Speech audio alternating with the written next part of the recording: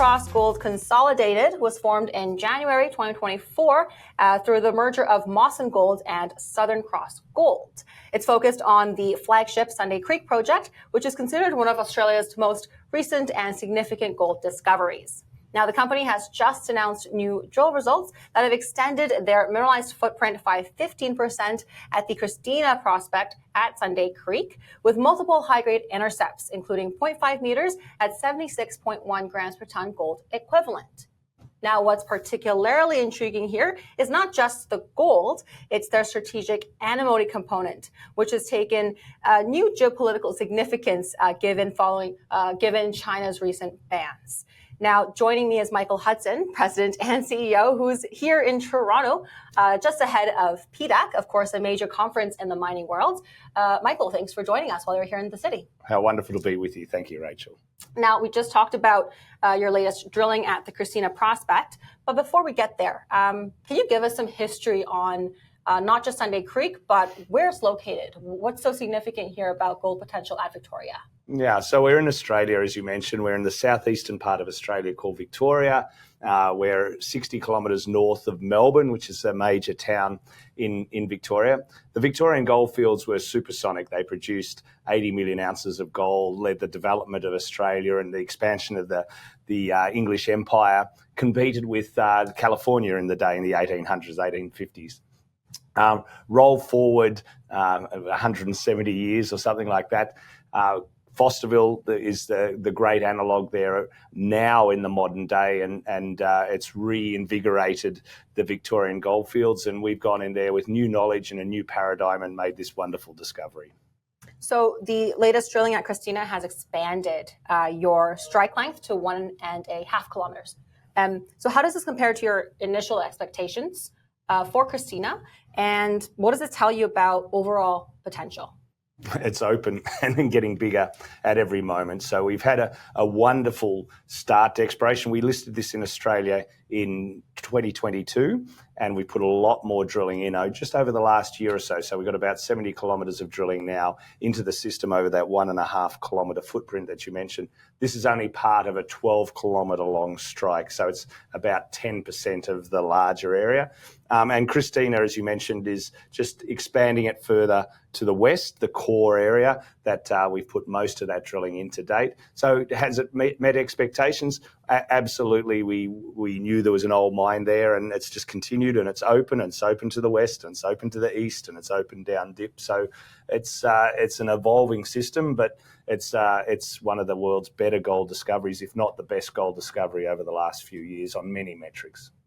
And your press release also mentions that one of your drill holes intercepted mineralization over 330 meters with 6 new vein sets and 12 instances of visible gold. Now, I'm no expert, but that sounds pretty significant. What does this extended mineralized envelope suggest about structural controls at Christina compared to other zones here at Sunday Creek? Well, it's early days at Christina. That was the first few holes literally we put into that system. Next door, about 500 metres away, we've drilled a part of the system called Golden Dyke and then Rising Sun and Apollo, all these old mine names. But the key point is it's all part of the same system. And in these core areas, we've drilled them down to 1 kilometre. Christina's just touching the surface at the moment. So it's great, very strong drill results that tend to get better at depth. At about 400 or 500 metres, we're seeing these system get supersonic, which is the playbook that occurs at Fosterville and Costerfield, and that's what's happening in this system also. So we look forward to going to deeper in Christina, even though we've hit some very nice intersections at near surface. Well, let's talk about the antimony component. 20% of in situ value, with especially China now banning exports. What conversational, tones have changed with strategic partners and offtake parties as well?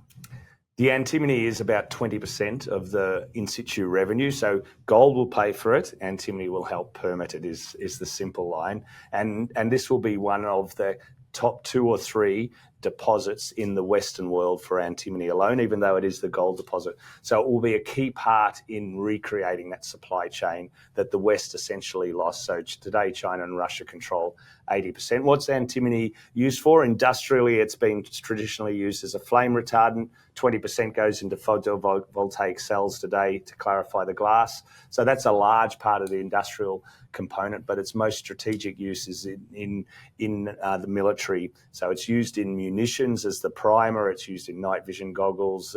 It's also semiconductors and the technology around that. So you don't have a defense industry without antimony is the simple point. And us and this part of Australia will be one of the key places where offtake will come to rebuild that supply chain.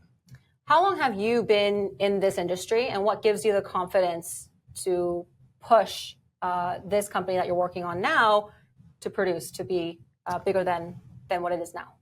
Well, when you ask an older person how long they've been in the industry, we don't have to trump up our experience. We tend to try and make it a little less. So I've been in the industry for over 30 years, 35 years, and you don't find many discoveries like this. And when you do, you go for it. So we've got 6 rigs on site today. We've got 8. Well, another 2 more are coming in the next month or so.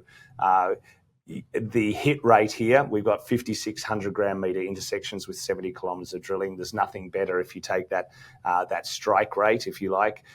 We know we're onto something special. We know that we have a very critical part of the project that the West needs and desires. We know we've got a government that's very willing and wanting to permit these projects. So we'll jump through that window and support that vision. And so you really go for it.